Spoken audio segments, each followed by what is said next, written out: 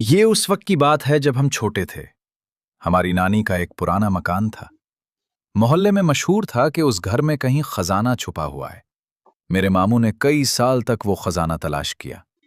کبھی صحن کھدوایا، کبھی دیواریں چیک کیں، کبھی فرش اکھاڑا، مگر کچھ نہ ملا۔ آخرکار تنگ آ کر وہ مکان بیچ دیا گیا۔ نئے ہمسائے آئے اور انہوں نے مرمت شروع کی۔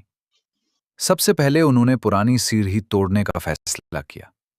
جیسے ہی سیڑھی گرائی گئی، دیوار کے اندر سے مٹی کے پرانے برتن نکلے۔ لوگ جمع ہو گئے، برتن کھولے گئے اور سب کی سانس رک گئی۔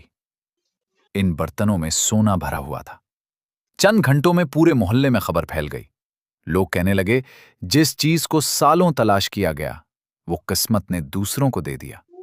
اگر آپ کو یہ کہانی پسند آئی ہو تو ویڈیو کو لائک کریں، چینل کو سبسکرائب کریں اور بیل آئیکن ضرور دبائیں۔ مزید دلچسپ اور سبق آموز کہانیاں سننے کے لیے ہمارے ساتھ جڑے رہیں۔ اللہ حافظ۔